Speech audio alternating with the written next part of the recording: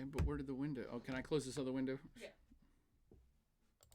Not that one. There you go. Got it. Okay. Are we on? Are we live? Or is this Memorex? Hello, everybody. If I could get a shout out in the chat room that you can both video see me and audio visual hear me, hear and see me. I already got a shout out from Hoon Park saying hi, all good. By the way, we just got a subscriber, Pedestrian of the Apocalypse. Great screen name. Thank you, Pedestrian, for subscribing. First time chatter from Chasin ACC 100. Hello. First time chatter Forbidden Planet. Another great screen name. Cameron says it's all good. R cover C up in the hizzle with the Velociraptor. Double L11 says, hello, Professor. Only here for the podcast. Welcome back. Only here. Did Will Smith just prove he has celebrity sovereignty? Well said. Only here for the podcast. Pedestrian Apocalypse is saying, yo. Esther Riviera says hello. Another great screen name. Only here says, also with Putin distracted, Azerbaijan reportedly made moves into the Russian-controlled disputed territory with Armenia. I have heard that only here. That is true. Have you noticed any other countries similarly taking advantage of Russia and or the world's singular focus on Ukraine?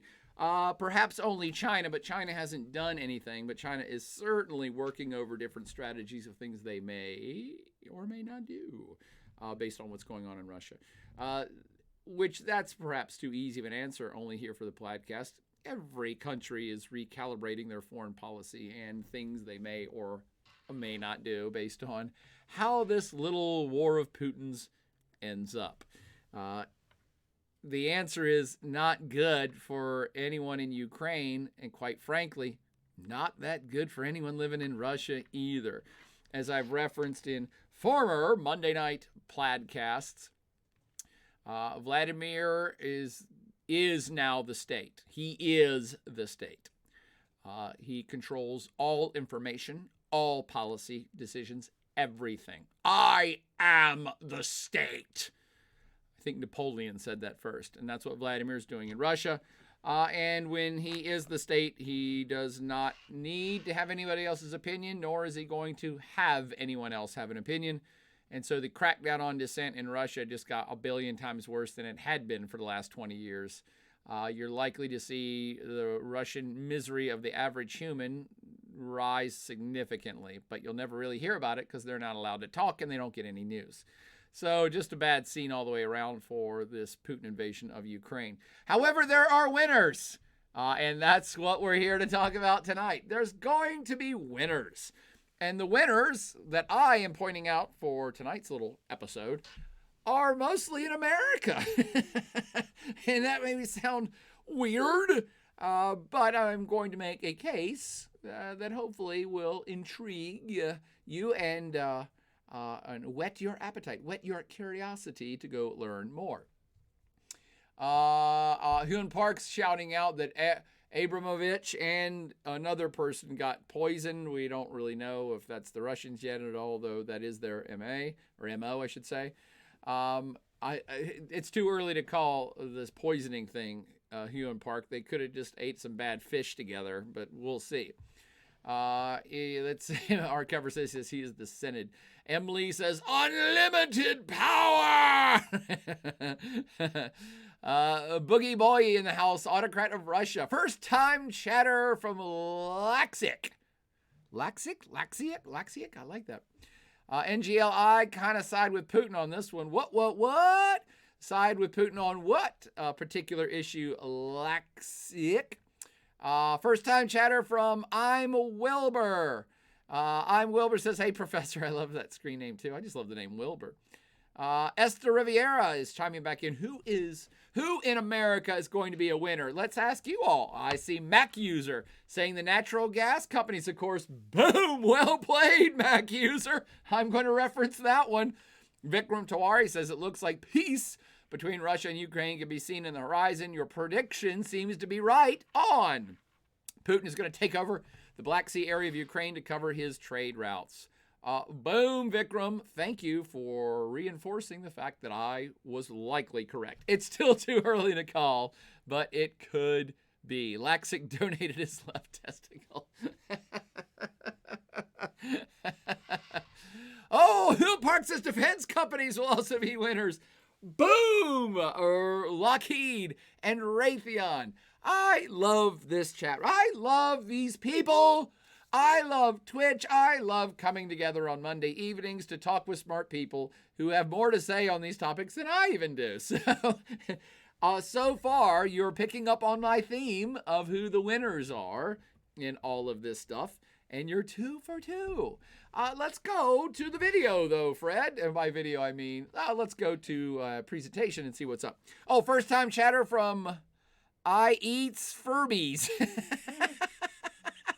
I Eats Furby says, global grain issue effects. Boom! You're 3 for 3, guys. You're getting it all. I love this group. Games with JT says, sounds like more job security for me as a Navy engineer. Your job is safe, JT. Or are you the games that JT owns? I don't know from your screen there. So yes. Everyone is dead to rights, dead on the theme of tonight's chat. And so let's have that chat now, shall we? Before I go any further, I want to point out that I would like you all to, if you can, visit my good friend Klauss Kickstarter at his Kickstarter. Sorry to be that kind of person that's like, oh yeah, can you support my friend's Kickstarter? Yes, he's really close to his goal. For those of you that are not in the know, Klauss has been the Plaid Avenger artist since there was a Plaid Avenger. And the Kickstarter he has going now is for something of his own creation called Hive Mind. More of an adult comic, kind of deep thought type of stuff, but it still has probably scary things and robots in it as far as I can tell. So if anybody could go over and give him a shout out on the Hive Mind and maybe even support him, I would be much appreciative. Alexis is my only fan. Is half off for Women's History Month. Now we got a rowdy group in here tonight. What is that face art cover? See, I don't even know who that is. And Ewan Park says, I hope we don't gun death destroy our worlds in the Hindu lineage of gods. I like that, Ewan Park. Okay, so if you could all visit my good friend Klauss, I'm saying sponsored by the Plaid Avengers Monday Night Rant, sponsored by Hive Mind. Go check it out and donate $1 or $2 or say hi. Okay, so what the topic in this already less than an hour we have before us is who are the winners in the Putin invasion of Ukraine. And the background is, just to catch us up on what's been going on this week, that U.S. President Biden has been on a European tour for most of the last week. And who did he visit? Well, who do you think? A big NATO summit in Brussels, a big EU summit also in Brussels, for those of you that want to visit the headquarters of either. They're both in Brussels. And on the sidelines, a little G7 powwow. So we got some of the biggest and most successful supranationalist organizations on planet Earth, from Team West perspective anyway, that all simultaneously kind of got together with President Biden and chatted about, surprise, surprise, what to do about Russia and strengthening their resolve as institutions, as individual institutions, but also their resolve as a collective Team West entity. Now, I don't know if that was spoken out loud, but you know what? It's going on behind the scenes. Everybody's like, hey, you with us? G7, let's all talk about this. Everybody good? Good. Okay. NATO? Are we all good? Is everybody? Yep, we're all good. Okay, EU? Everybody on board? Yep, we're all good. We're all good here. Okay, cool. So that was the diplomatic blitzkrieg that Biden just finished up. And at the back end of it, by the way, at the end of it, yesterday, U.S. President Joseph Biden, in a press conference, said something to the effect of, we just can't have this Vladimir Putin guy here anymore. He's really got to go.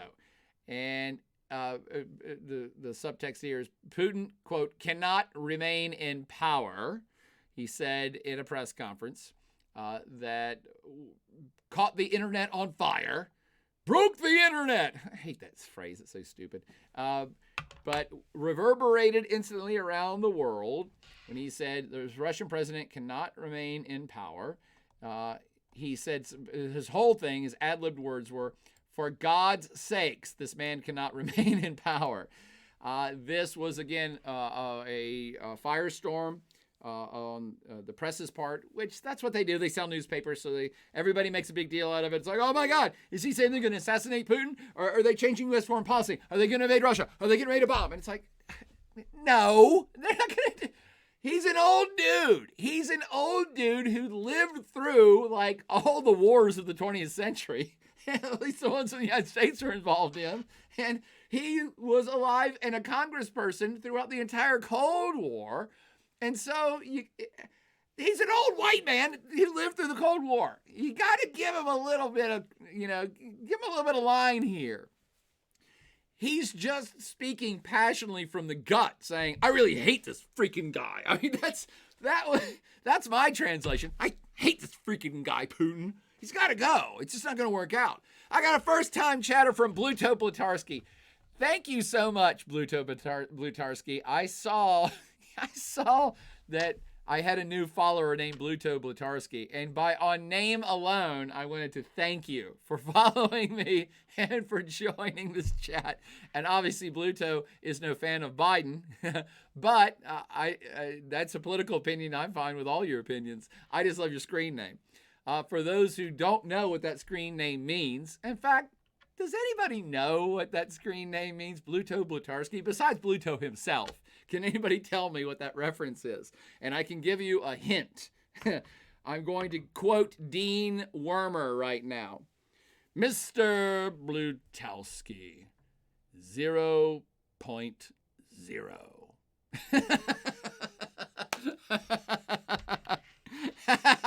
And Bluto's jumping in with "I'm a zit." JS Wiz 16, also first time chatter. Thanks for joining, JS Wiz. Says Biden looks like I can't repeat that. So we've got some anti-Bidens in here. That's fine. I don't care about that. First time chatter from Chromio 73. Putin daddy, look me in the eye. This isn't you. Hanky Bear's got Animal House. Thank you, Hanky Bear, for pulling out Animal House. Bluto Blatarski is the character played by anyone who played Bluto Blatarski in Animal House.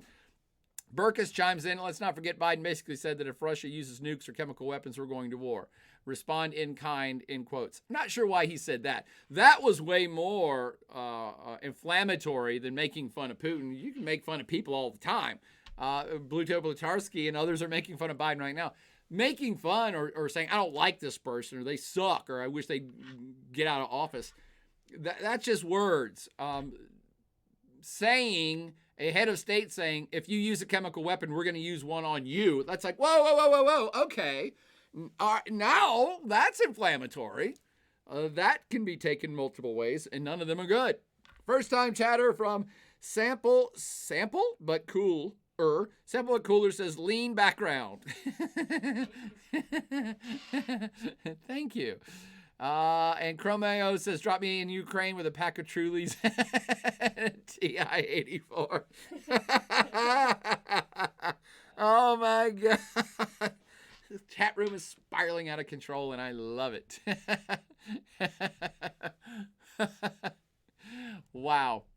So the unscripted comment, the gaffe, that did upset European leaders because they're like, whoa. We're not trying to start a war. We're not trying to piss off Putin intentionally.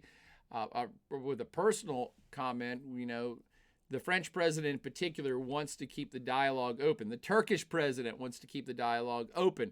So many of Team West allies said, oh, Biden, what'd you say that for? That's not that cool. But Biden doubled down today and said, I'm not walking back anything, quote.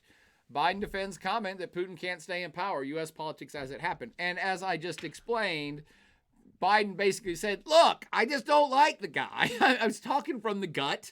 It does not change U.S. foreign policy. We're not targeting him as a head of state.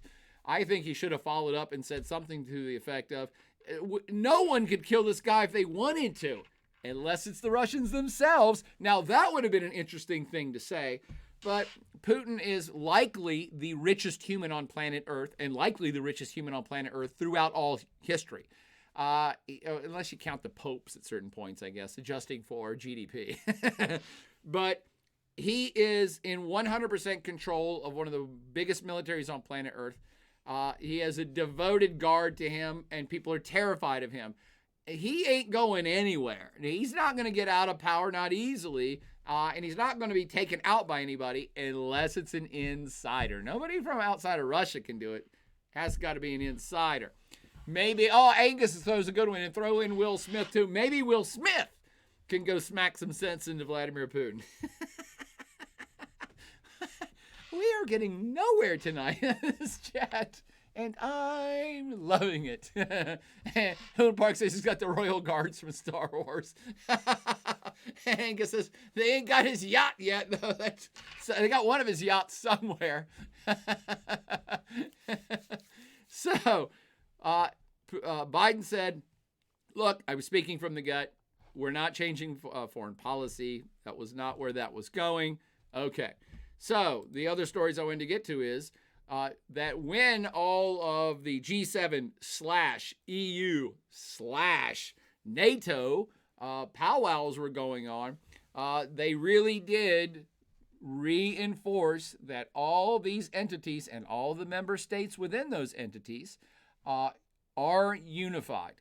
They continue to be unified to isolate Russia economically, to try to punish Russia economically so that they will get out of their invasion and war in Ukraine. And I believe, even for you Biden haters, I believe Biden is doing a pretty good job of rallying Team West.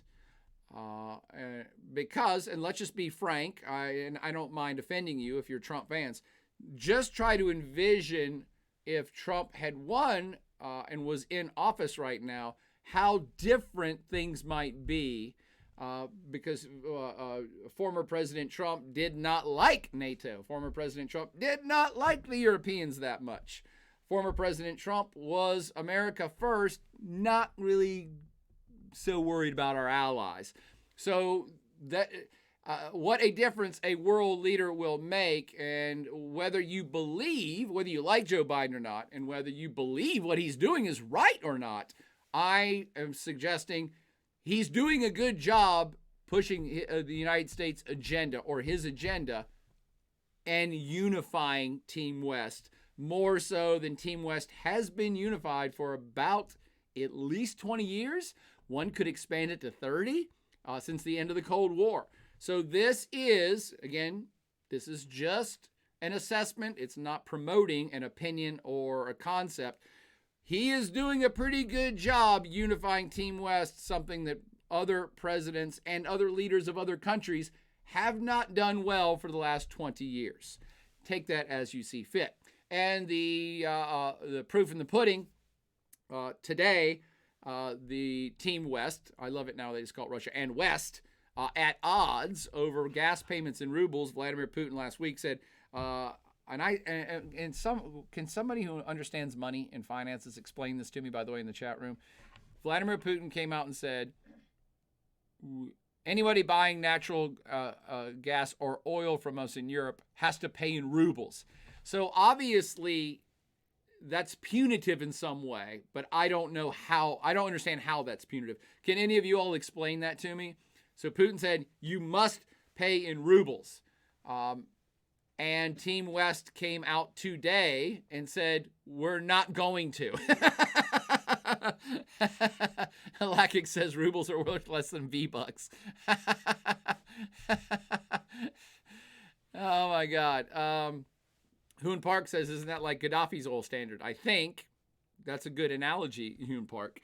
So all I can think of is that Vladimir Putin demanding payment in rubles, the value of the ruble has been plummeting in the last month since Russia invaded Ukraine. And since the Team West has been isolating Russia economically, the ruble has been plummeting. So only thing I can think of is, and again, if you finance people are smart and you can confirm this, is that by forcing them to pay in rubles, Putin would be forcing them to buy rubles. So that's monetary exchange. You take 100 American dollars and you buy 1,000 rubles, because I think that's what they're worth. But by buying the currency, it would inflate the value of the currency itself. So I guess that's why Putin was doing it. The long story short, Blue Teal Petarsky saying it's undermining the petrodollar. Boom, that's what Team West wants to do. So the long story short is Team West came out today and said, we're not doing that. We're not going to do that. And we're unified. Again, it's interesting. Team West has not been this unified about anything for 20 years, 30 years. It's a very interesting time to be paying attention to what's going on. Now, this gets back to who are the winners. Everybody in Ukraine is going to be a loser at the end of this war.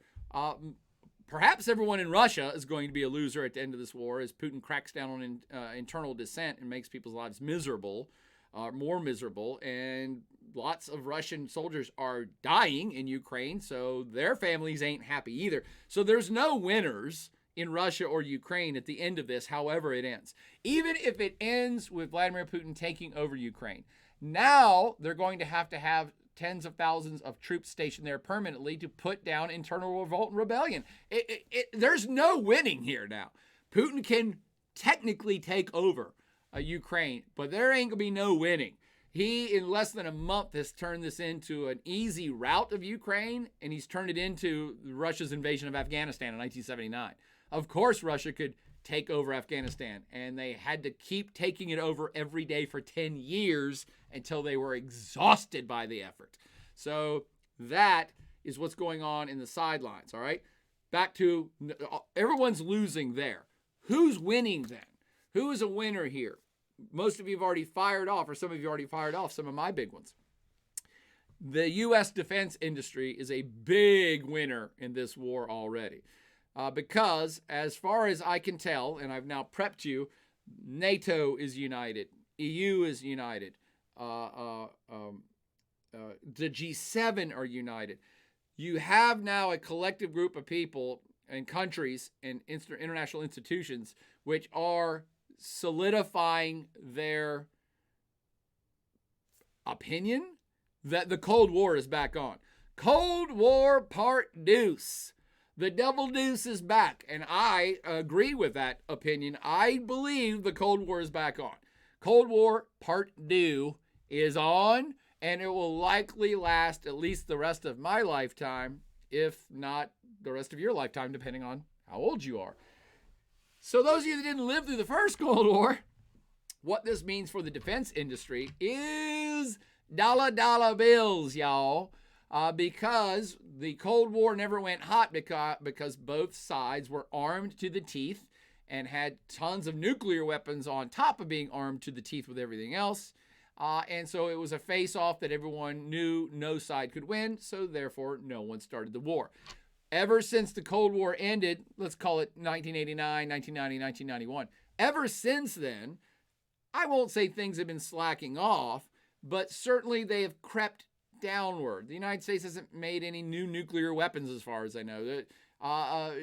Folks aren't as interested in tank warfare, so no one's building tanks anymore. At the end of the Cold War, everybody was kind of like, and including the defense industry, well, conventional war won't happen anymore, so there's no reason to be prepared for it. People invested in cyber war, cyber technology, but things now seem to be reverting back to the good old days, or the bad old days, depending on how you look at it. And if the Cold War Part 2 is going to be a lasting thing, which most of us think it is, then it's time to rebuild all of those defenses that you might have been letting go by the wayside because you didn't think you needed them anymore. And the story that caught my eye earlier today, NATO sharply increases its forces in Eastern Europe. And you see by this little chart, if you can see it, each square represents 5,000 troops. The red squares are the host nation's troops, and the blue squared are allied forces. That is, other European countries, and yes, American troops. And what's happened, and this was announced through the White House last week too, is that even the United States is saying, yep, we're contributing more troops. We're going to contribute troop presence in new countries that we never even had an allied force / United States troop presence in, namely Hungary, Romania, and Bulgaria, and Slovakia. So it's actually 4. Those countries didn't have other troops. They only had their own. They're all NATO members. I believe they're all EU members. They're not NATO members. So, I'm sorry, did I say that? Yes, they are NATO members. They're all NATO members and EU members. And so they have to have a certain amount of rapid ready forces to be a part of NATO. You have to have a certain level of technology, certain level of armament, and certain level of personnel to be part of the gang. So all these countries are NATO members. They've had that. Poland actually has way more than they need for now obvious reasons. They've been investing more in their military for a while. So this is kind of new. You're going to see international forces in Estonia, Latvia, Lithuania, Poland, Romania, Bulgaria, Hungary. And indeed, some of those folks might be from the United States of America. So if the United States of America and other European allies are going to send boots on the ground there, and I'm trying to think, did I already say this in this, that this is important? It's an important symbol that you have skin in the game. So it's important to put real humans there. Because just to put rockets there, say we're going to put a bunch of tanks and rockets near the Russian border, that'll scare them. It really doesn't, because those are just things. They're tangible things, but they can be blown up. And they don't really risk anything. It's just stuff. But if the United States puts United States American citizens in these countries on deployment, that is putting skin in the game. That is a powerful symbol to Vladimir Putin's Russia. We're not messing around here. If you bomb these places now or invade, you'll be attacking our citizens, and we take that very seriously. So it's a very different ball game now that the United States is starting to move troops, perhaps, back into Europe. And I have another story here. Damn it, I missed that story. I meant to put this other story in. The other one from today or yesterday was that the United States, the Biden administration announced it was like 1,500 or 2,500 or 3,500 U.S. troops going back into Germany. Germany has forever been a host to some of the biggest U.S. bases outside of the United States, Air Force bases in particular. And you could understand during the Cold War why that was quite important. West Germany abutted East Germany and the Iron Curtain, all the Eastern European countries that were under Soviet control. So having forward bases there, having U.S. personnel there, you have to build bases for those personnel. You have to build Air Force bases for those planes. You have to put planes there. You have to put guns there. You have to put missiles there. You have to put tanks there. You have to do all these things that the defense industry of the United States will be supplying. And what I'm suggesting is it looks very much like the Cold War Part 2 is back on, which means more U.S. troops are going to perhaps Eastern Europe, but Europe in general, back to Germany, back to or into Romania, perhaps for the first time. And that's going to require some tangible support of stuff. More guns going to these places, more tanks going to these places. I keep using the word tanks. It's very specific. I'm mentioning that military hardware specifically because nobody gave a rat's ass about tanks 20 years ago. Again, conventional warfare was over. We have all these missiles. What the hell do we need tanks for?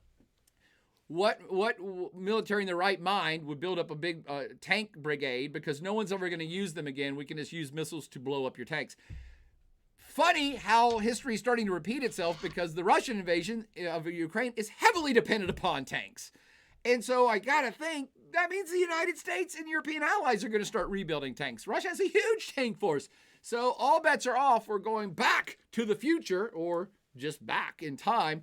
And that means U.S. defense contractors are in for a heyday ahead of them of a huge boon because they already were making tons of money. They already get tremendous amounts of contract money from the U.S. government. For those of you not in the know, the U.S. government spends more hard cash every year on its military/defense than any other country on planet Earth. And depending upon the statistics or where you see this referenced at, you might see something to the effect of the United States government spends more on defense every year than the next 5 countries combined. Sometimes I've seen it, the next 10 countries combined. The United States spends more on the military than any other country ever. China's trying to catch up real quick, by the way, but even they have a ways to go. So the United States defense industries are already big corporations that make a lot of money. They're getting ready to make more. This is a big, again, try to go back in time mentally and be like, wow, what was it like for Raytheon or one of these defense contractors or Boeing in 1945? You already made a bunch of money on the war, and then you're like, oh, well, the war's over. Sad face. We're not going to get to sell any more tanks. But then the Cold War starts, and all of a sudden, under the Eisenhower administration, they're like, hell no, we need more weapons than ever before to counter the Ruskies. And you're like, yay, we get to make more stuff and make more money. That's what I feel like the defense industries are getting a little giddy right now. Like, oh, we're getting ready to make more money. Dang, all right, let's do that. And you can see this in another news story from earlier today. This is affecting the Biden budget. U.S. President Biden has released his budget either yesterday or the day before. That is a gigantic budget. He wanted to spend a lot more money on Build Back Better and social things like healthcare and whatever. But lo and behold, Biden requested, on top of requesting those things, he's not going to get all he wants for the social programming and Build Back Better. But the thing that will definitely get passed is Biden requests $813 billion for national defense. Now, that's a lot of money, and that seems like a big deal. I got first-time chatter from Turd Maestro. Yeah. Turd Maestro. I hope you just got off the throne, Maestro. And yes, this is the real Plaid Avenger as far as I know. So the request in the budget, $813 billion just for defense, to the Department of Defense. That is a 4 or 5% increase from just last year. And you might think, 4 or 5%, that's no big deal. 4 or 5% of 800 billion? Do the math on that. That's kind of a big deal. Where does that money go? It goes to defense contractors. They're the ones that build the stuff and build the airstrips and the airplanes and the bombs and the tanks and the weapons and everything else that goes along with supplying and fortifying the military. And my friends, I cannot rant enough. Cold War, double deuce, back on, is going to cause a ripple effect around the world for defense contractors. The Russians had already been spending billions and trillions to upgrade their military after it completely fell apart. In the 90s, the Russian military was utterly decimated. They weren't paying their soldiers for the 10 years. People were stealing equipment. Everything was in disrepair. In the 90s, when Russia's economy sucked, they just stopped with the military. They didn't have the money. So when Vladimir Putin got into office, it was one of his primary missions to get that military back on track. And he has done a marvelous job from any perspective in the last 20 years and spent trillions of dollars doing it. And you got to think their defense contractors are going to be in maximum overdrive now too, since they're not doing well in this war. And they're now seeing that they're going to have to start building more tanks and bombs and missiles because now Team West is building more tanks and bombs and missiles. This is an arms race, my friends. We're at the beginning of the next arms race. And so the Russians are going to spend more money on defense. They're not alone. Team West has encouraged all of its allies, starting with former President Donald Trump. He didn't like NATO because he said, NATO dudes, NATO dudes, you don't spend enough money. You need to spend more money. The U.S. is picking up way too much of this tab. He was right. We're picking up way too much of the tab. You're not spending as much money as we're spending.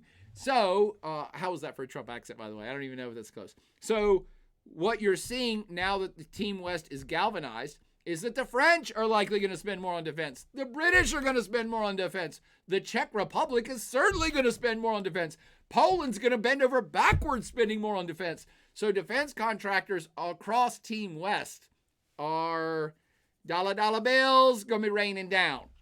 They're the real winners. By the way, Team West is just not Europe, and it's not just NATO. Team West includes Japan, who just announced this week they're increasing their military budget. Surprise! It also includes Australia and New Zealand, who announced this week they'll probably be, I don't know if New Zealand, but Australia says, yeah, we're worried about China actually taking over the Solomon Islands. Go look up that story. So Australia is probably going to be increasing its defenses and increasing its defense partnerships with the United States. Go look up this group called AUKUS. AUKUS. Australia, United Kingdom, United States. I need to do a podcast just on that next week. AUKUS, the AUKUS squawkus.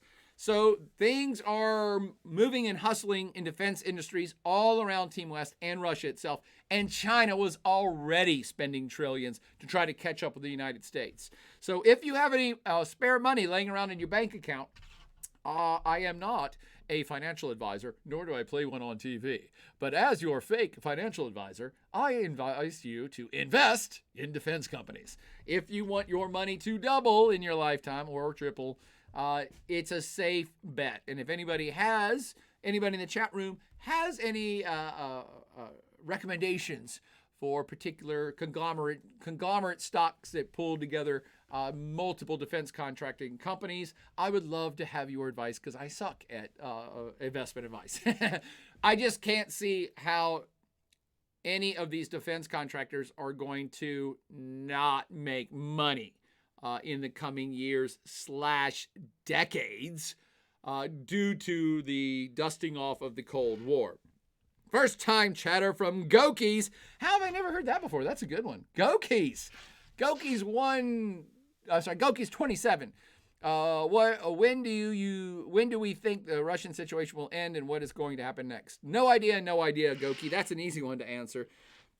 However, I will say Vikram Tiwari was in the hizzle, and Vikram said, Boyer, you were kind of right what you talked about last week. And I kind of was, not to toot my own horn. Let me see if I can find this map. Last week I said, here's the map you need to look at. We were talking about the possible end game in Russia last week, and I said, well, the only way I can see this ending is two ways, neither of them good. The first one is Putin doubles down, goes all in, and starts using small nuclear weapons on whole cities, which makes him look like the Nazis. So he's probably not going to want to do that. But he could. Again, Russia could completely take over Ukraine if they wanted to. They have the biggest nuclear arsenal on planet Earth. Yes, it's bigger than the United States. So they're trying to take over Ukraine without annihilating it entirely. They're having trouble doing that. But make no bones about it, they could beat the Ukrainians if they want to. It would just be bloody, horrific, and then make Ukraine almost useless. So they're not trying to do that, apparently. The second option that I think is much more likely that we talked about last week is Putin can at this point change his strategy and say, hey, by the way, I told you right up front this was not a war. He's been saying this the whole time. This is not a war. It's a military deployment. It's a special military circumstance. And he's been saying from the get-go, if you remember over a month ago, we're only in month 2 of this horrific situation in Ukraine. It's only month 2 of death and destruction.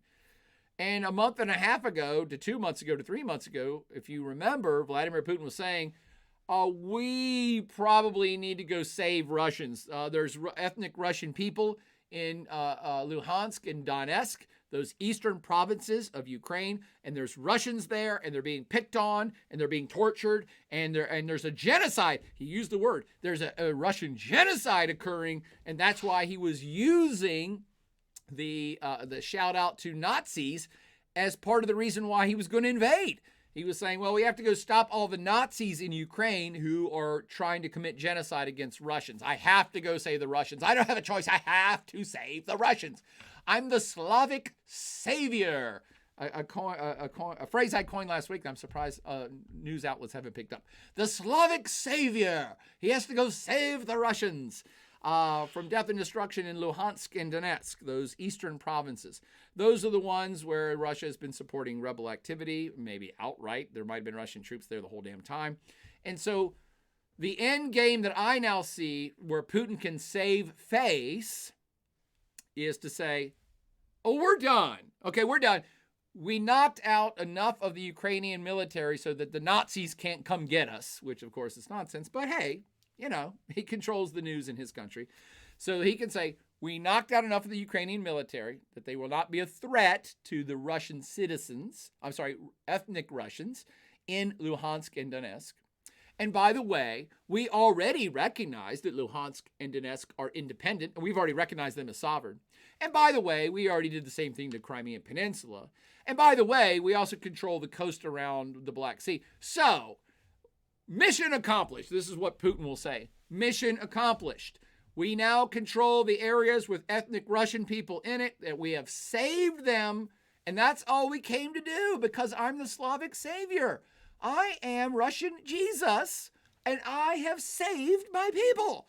And again, what are you guys in the West talking about that I'm trying to invade Ukraine? I'm only liberating ethnic Russians. And he can make that with a straight face, and I assume at least half the Russian population will thunderously applaud and say, yay, we did it. And that'll be that. That is a way he can save face. And by the way, then he can also say, he can also then say, okay, well, we're pulling back, and we're going to let Luhansk and Donetsk vote to see if they want to become a part of Russia. I mean, just if they want. We're not going to make them. And 99.999% of the vote will say Luhansk and Donetsk want to join Russia. That's a foregone conclusion, too. So all that will be done, and then Vladimir Putin can then say, by the way, Team West, you can now stop your embargo. Stop punishing us, because look, we're not in Ukraine anymore. Luhansk and Donetsk are part of Russia. We're not in Ukraine. There's no Ukrainian invasion, so you can stop punishing us. To me, that's a very easy way out for Putin, and truly easy. I mean, the alternatives are very hard, because the alternative is he takes over Ukraine and then fights a never-ending, internal revolt, uprising, sabotage by the Ukrainians who don't want to be controlled by Russia. That's how I see that ending. Okay. And then we're getting back to, so what's going on here? Who are the other winners? Let me get back to some other winners before we wrap this up that were pointed out to by Vikram and a couple other people. You did a really great job. I see Gabe Adalek in here says, ITA, Aerospace and Defense gives broad exposure. Raytheon, Lockheed, Northrop Grumman are top holdings. Boom. Thank you, Gabe. That is awesome advice. ITA, Mac uses ITA is mad because it has 7 plus of Boeing. I noticed that people are backing away from Boeing, and I think I read something earlier today, their stock has been going down, which I don't know enough about Boeing and stock, but apparently Boeing has not been doing well as of late. So, other winners. So defense industries worldwide are going to be winners. And again, worldwide. It's not just America, but America has some of the biggest and baddest ass defense contractors who are going to make a lot of money. Other big winners that were pointed out by folks, the natural gas industry. Just today, Joe Biden, U.S. President Biden, said, hey, we are encouraging natural gas producers in America to dust off their equipment, get back to fracking, and get back to pumping out that gas, because we want to, by this time next year, actually even earlier, by next winter, the U.S. is saying we're going to supply at least 10% of the gas and perhaps oil that Europe needs of the 40% that it already gets from Russia. So many European states are heavily reliant on Russian gas, and the United States and Team West would like that to stop, because the Europeans buying all their cheap oil and gas from Russia, of course, has been empowering Russia and has filled their coffers so that they could rebuild their military in the last 20 years. And that they had the military wherewithal to go invade another country. So that's part of the economic sanctions and the punishing of Russia is, How do we get the Europeans to stop buying so much of this product? And the United States government saying, we're going to help. They get the Europeans, this is generally speaking, the Europeans get 40% of their fuel needs from Russia. Today, President Biden said, we're going to make sure that at least 10% of that is going to come from us by next winter. You keep raising your hand. You want me to read Vikram? Yeah. Vikram says, sanctions are hurting Russia badly, just like it did to Iran. So will the sanctions on Russia go away if Russia says peace out? Or are those Western sanctions going to be in place as long as Putin is in office, which is for the next 40 years? I believe for the next 40 years, Vikram. Again, I am firmly convinced this is the opening salvo to the next Cold War. We're still only in month 2, but this is the beginning of Cold War double deuce. And unless, anything can change. The Berlin Wall crumbled overnight, and no one saw that coming. So I can't pretend like I know it all, because I'm not. But good money at Vegas is that this is the beginning. We're not near the middle or even the end of Putin's reign, nor of the Western face-off with Russia, replaying the Cold War Part 2. It's mostly because, and this is just a assessment on my part, I cannot state this as fact, but my instinct with Team West having such a unified front and be willing to spend more money and be willing to restart the Cold War, my instinct is this is because Team West really wants to protect the idea of sovereignty and wants to protect the whole concept of international law.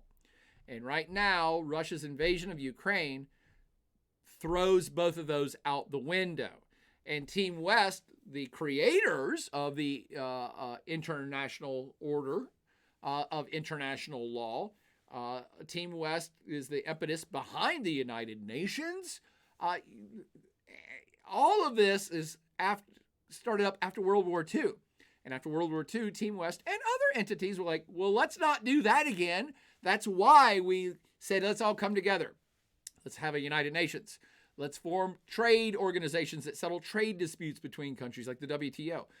Let's try to have an international legal system that all of us roughly follow so that we can minimize disputes, minimize conflict. That's the whole reason for this stuff. And as part of that, and we all recognize each other's sovereignty. Thus, we're not going to have a World War III because no one would be stupid enough to break this elemental rule of the modern world that says we all respect each other's sovereignty. And Russia said, now we don't care about that rule anymore. And in doing so, Russia said, and we don't care about international law anymore. So Team West, I think, quite rightfully looks at this as saying, oh, we got to go all in. We have to go all in to protect the international order. Otherwise, your alternative is international chaos and return to a between World War I and World War II scenario where it's every country for themselves, and perhaps the might makes right, and maybe that means that China just says, yeah, we join Russia, we don't care about the rules, so we're going to go take over Southeast Asia. We might take over Australia too. I'm not saying China's thinking about that, but if they follow Russia down that path, the international order as we know it and international peace as we know it is a gone. And so Team West, again, I think rightfully is saying, hey, we gotta play hardball here. We got to go all in and play super hardball and punish the Russians so badly that China looks at that and says, well, no, we don't want to do that. We don't want part of that. Or any other rogue state who just says, we're just going to go start invading countries like we used to back in the good old days. Everybody's focused on how much pain is Russia going to suffer because of their actions.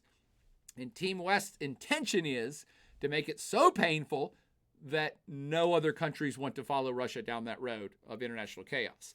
That's just my assessment, but it makes sense, does it not? Okay, so we're already almost out of time. The other winners that I wanted to point to is that Biden said, hey, fracking back on. Let's get our energy production, fossil fuel energy production, by the way, back on track.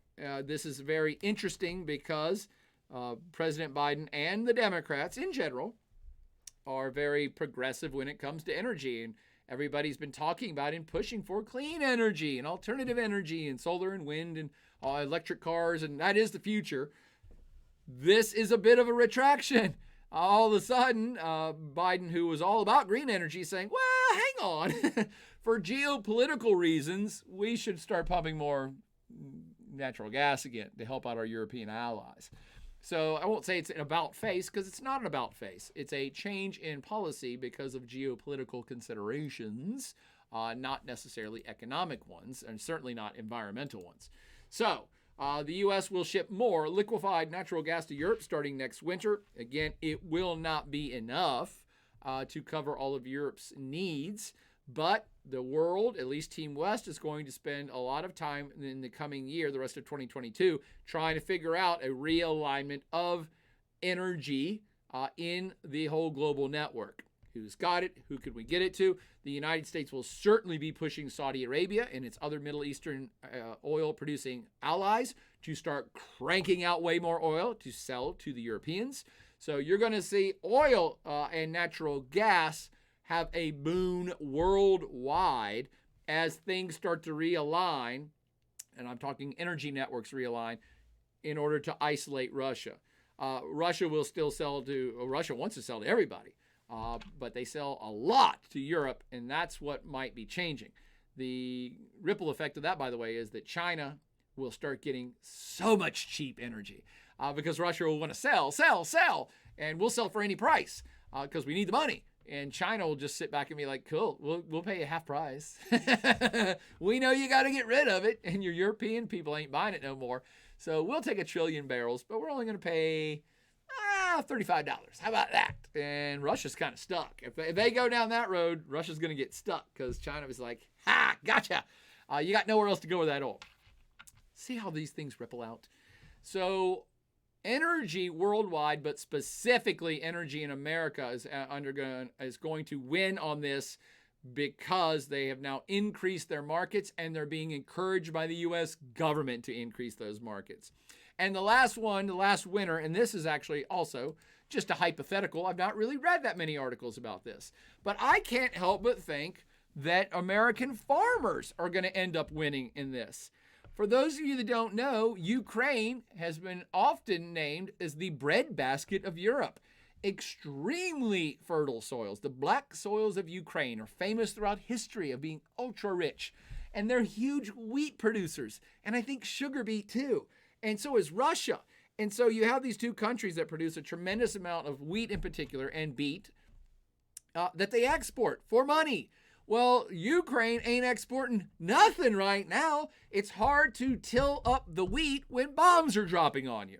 So the wheat market is in disarray worldwide. First time chatter from Red Cat Habitat. Great screen name. Greetings to you, Red Cat Habitat. Ukraine ain't producing nothing this year and maybe nothing next year, which is hurting the wheat market. Russia produces tons of wheat, but now the Europeans ain't going to buy it from them.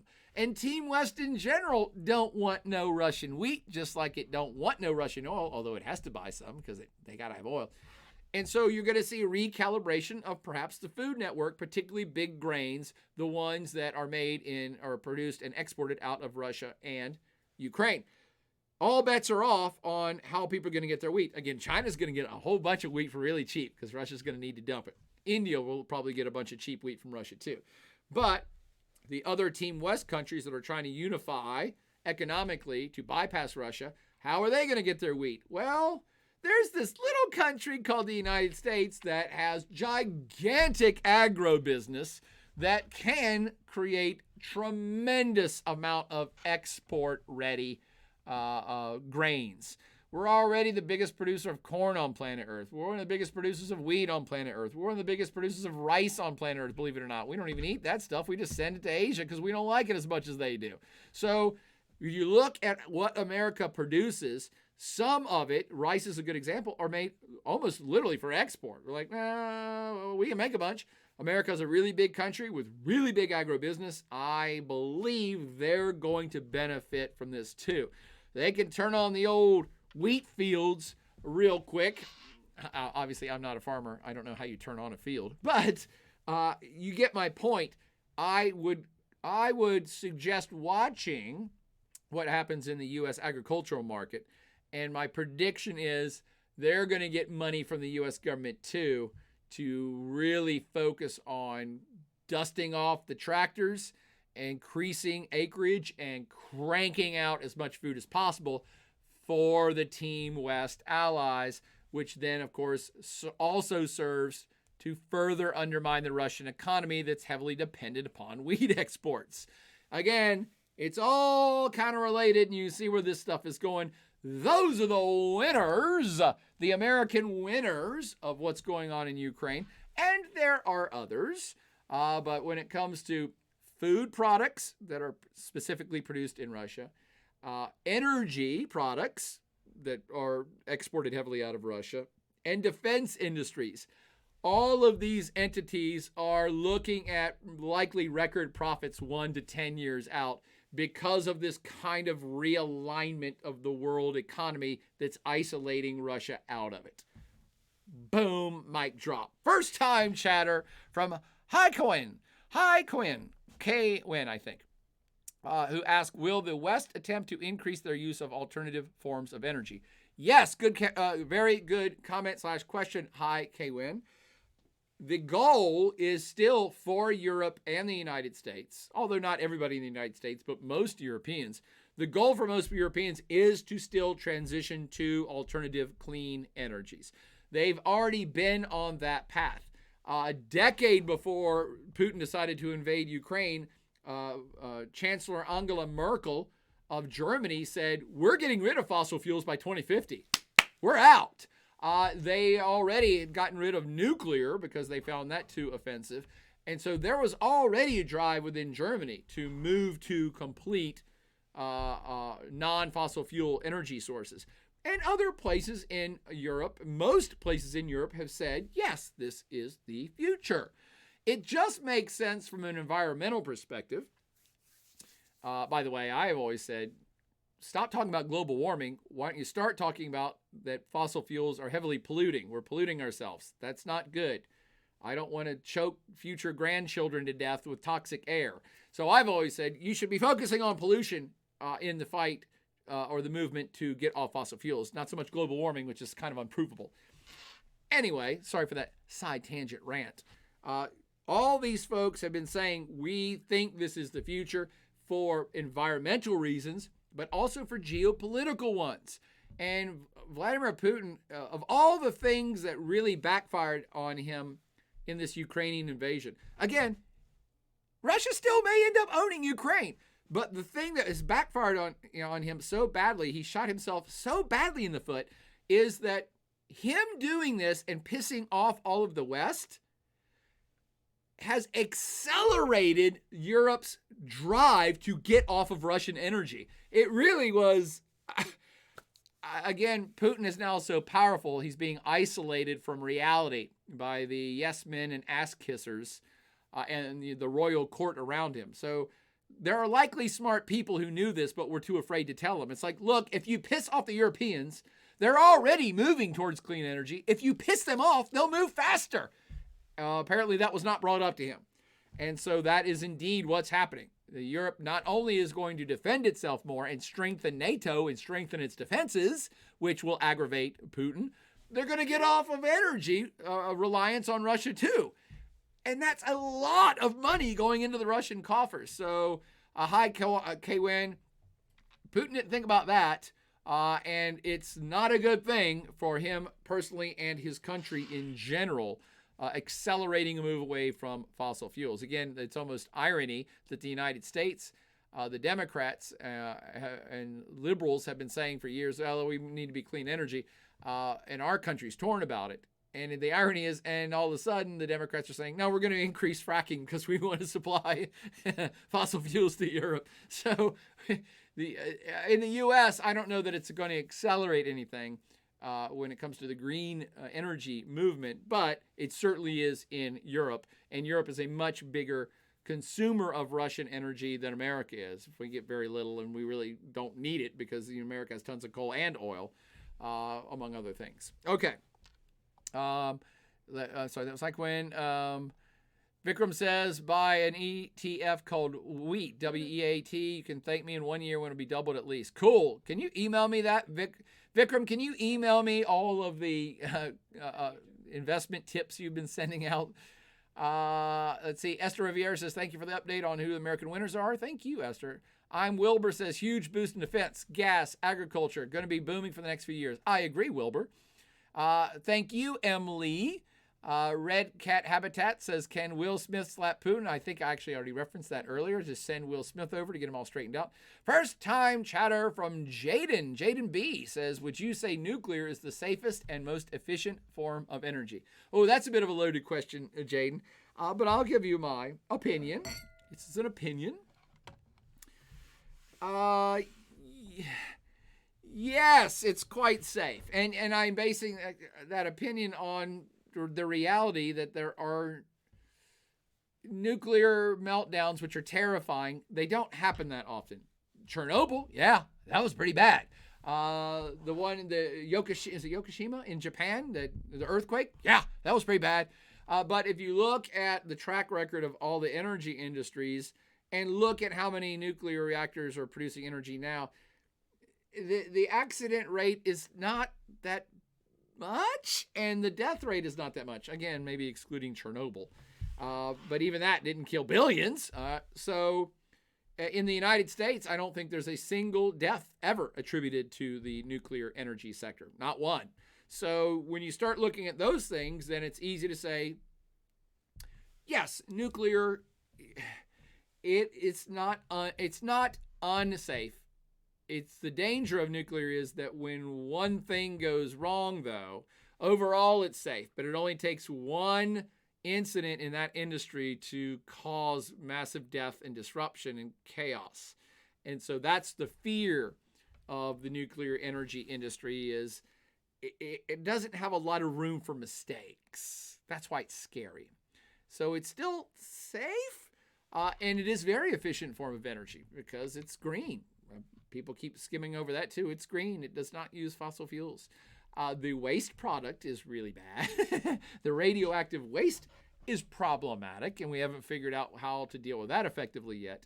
But the radioactive product does not demean the environment, well, unless it gets out, and does not cause global warming.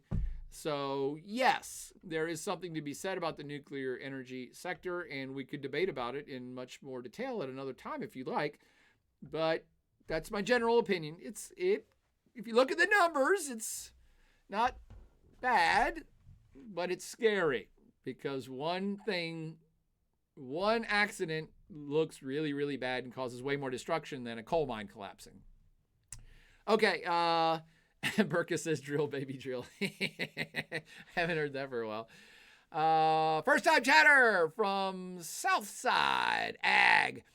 Southside Ag says corn, ethanol, locally grown and cleaner. I agree, Southside Ag. We don't particularly care about ethanol in this country for reasons that I am not smart enough to tell you. I don't know why America does not do ethanol.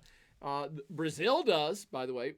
Brazil makes a tremendous amount of their energy off of hydroelectric because, surprise, surprise, they got a hell ton of rivers that they've been damming up.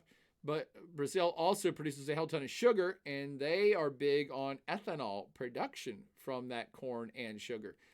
They have a lot of ethanol. They have offered to sell ethanol for super cheap to the United States, and the United States has resisted any moves towards a real ethanol implementation plan for, well, my whole lifetime, which is, again, surprising because the U.S. is one of the biggest producers of corn on the planet. So we could do more ethanol, but we don't. I really don't understand the whole thing with ethanol, quite frankly. I'll have to go do some more research, but thank you for that shout out. Southside Ag. We, the United States, are huge producers of food, just huge. And we produce so much corn. Did you guys know this? The reason you have high fructose corn syrup isn't because anybody needed it. Nobody needed it. Sugar's cheap. Sugar's easy. You can get it anywhere. High fructose corn syrup is made from corn because we have so much corn, people are looking for something to do with it. So we made a sweetener out of it, even though we didn't need it. We didn't even need a sweetener, but we have so much corn, we're like, we'll make something out of this shit. We made high fructose corn syrup. It's more a stable sugar, which means that it promotes the shelf life of Twinkies from 1 day to 1 billion years. So there are benefits to it. Oh, I got a star thing from Callisto Malfoy up in the hizzle. Welcome back, Callisto. I haven't heard from you for a while. Oh, by the way, the hour is up. Anybody who's in the World Regional class right this second, now is the time. The time is 9:10. Email me. What's that? Email me with the time 9:10 and your screen name so that I can get you some points in the crazy credit column. Okay, back to finishing up the comments before we get out of here. Chasing ACC says you need a lot of corn. We got plenty. Nuclear can definitely be the future, says Gokies. Chasen likes nuclear. Red Cat Habitat says nuke is clean and safe in modern times. For the most part. I agree, Red Cat. For the most part. It's that one time it goes wrong. It's really bad. Chasen says put some sturdy nuclear power plants in Idaho or something. I wonder if there are any in Idaho. That seems like a good place. Let's see. Jaden says those accidents can be prevented easily. Well, tell that to Chernobyl. Nuclear potatoes says Cruet. I Eats Furbies is scared of the nuclear tornado alley. I'm not even sure what that means, but that's the word nuclear and tornado together seem terrifying to me. Is that like Sharknado? Jaden says Soviets can't boil water. Not sure what that means. Red Cat Habitat says, can we blast radioactive waste into space? I've actually always thought that too, Red Cat. And it seems like, obviously, it could easily be done. But here's the deal, Red Cat. What happens with an accident with a rocket and it blows up? Then you just set off 1 million nuclear bombs in the atmosphere. That would be way worse. So there are significant risks associated with that plan. Although I like your thinking, because I've thought about that myself. Chasen says, I always think about how we take things from Earth, we lose stuff and don't get it back, but with nuclear waste, maybe that's good. I agree. Callisto Malfoy subscribed at tier 1. Thank you, Callisto. All you folks that want to subscribe, could you at least like me or follow me or whatever it is we're supposed to do to be cool? But you can also subscribe for free if you have Amazon Prime. Angus says, can we still get points if we graduated like 10 years ago? Of course you can, Angus. I can change your grade retroactively anytime I want. Red Cat Habitat says, I think the high fructose corn syrup is a good metaphor for a lot of what we do here in the West. Specifically, we have semi-effective procedures, which we... Shit, I just lost it. Which we rely on, but could do a lot better. I agree. Thank you, Lemon323. Do you think we just need our email and username for the point? Sure. Yep, just email it to me. Arlie B says it's the magic of giving people a sugar addiction to leverage selling more corn syrup. Could be, Arlie B's. Southside Ag says ethanol. Ethanol is the red-headed stepchild, not clean enough for the left nor American oil for the right. Agreed. First time chatters in the house saying Yain Treddy, or Ya in Treddy, one or the other, says solution, send our waste into the sun. Again, I've thought about that too, Yain, but what happens with a single rocket accident is too terrifying to consider. I would say, I don't know if you've ever... I'm trying to think which novel it was, but Arthur C. Clarke years ago, and I'll end on this little sci-fi note. I only wish I could live longer to see cool stuff. But Arthur C. Clarke predicted years ago, back in the 50s, one of his novels, sci-fi novels, was about a ring around the planet that you have, and I saw this in Ad Astra. Did anybody see the movie Ad Astra with Brad Pitt? So Arthur C. Clarke's the one that came up with this idea of having towers into space, literally towers into space, all around the equator, a series of giant towers that could transport stuff up. And then from those towers, we connected them in the outer atmosphere basically creating like a ring of Saturn, but out of steel. And that if you had a corridor around the planet that you could get to basically with an elevator, that would be like the equivalent, all built out of steel or whatever. But if you just had a corridor the size of a room that was a ring around the planet in the outer atmosphere, it was something like the square footage of that would equal Australia. And that in this sci-fi novel, he had like people lived there. They just never even came to Earth. But anyway, the reason I thought about that is to have an elevator to the upper atmosphere seems like it's a credible thing that humans would figure out how to build. And if you could do that, you can eliminate so much of the waste from even using rockets to get things to outer space, much less to transport radioactive material to outer space without the fear of it exploding in the atmosphere. How was that for some sci-fi fun stuff for you to think about, right? Okay. Red Cat Habitat says, I'm hoping to catch you again ASAP. Is your schedule posted? Yeah, I'll be here next Monday night. Every Monday night here, Red Cat Habitat. I want to Twitch cast more on other topics. I'm just really busy. It's one of those times of the year in my life that the Blacksburg Wine Lab, our wine bar, is just blowing up busy. We're nearing the end of the semester, so the classes are blowing up busy. Graduation's chaos in Blacksburg, blowing up busy. We're trying to build a whole lecture series on different sub-regions. So I need to do a whole lecture series on the Caribbean, a whole lecture series on Russia. I would like to do some of those on Twitch. So I've got a lot of irons and a lot of fires. I'm trying to do as much as I can here. Maybe this summer I'll get a lot of stuff.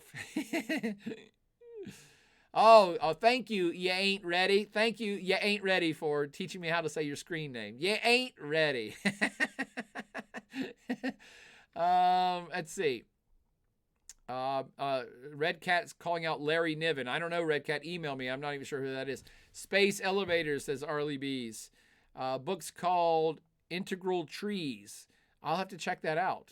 If you figure out where you saw it at first, Red Cat, just email it to me because I'd like to read that novel. I got to read the Arthur C. Clarke novel again. I can't even remember what the title of that one was. But I think it was depicted really well in Ad Astra. That was the only time I've ever seen it depicted in film was Ad Astra. At the very beginning, too, because the rest of it's kind of trippy, weird. I fell asleep. Let's see. If it doesn't make a full spear, it's Ringworld. Yeah. Great stream. Thank you, Chase. Thank you, SR2631. Thank you, Red Cat Habitat. Thank you, Callista Malfoy. Thank you to all. And again, for those of you that were late joining, this podcast has been brought to you by Hive Mind. If you could all go visit Hive Mind. Oh, Grooge64 just subscribed with Prime. Thank you, Grooge64. You are too awesome. Turd Maestro's thanking me. No, thank you, Maestro, for a great screen name. And thank you all. We'll be back next. If you could go visit Hive Mind, it's the Plaid Avengers personal artist, Klaus Schmidheiser, who's got his own comic called Hive Mind, an adult comic that probably has scary stuff and psychological stuff and death and robots and shit. But I don't know. But if you could go support his cause, I would be much appreciative. And we'll see you here. Same plaid time, same plaid channel back on Twitch next Monday night. Thank you all so much for tuning in and have a pleasant evening.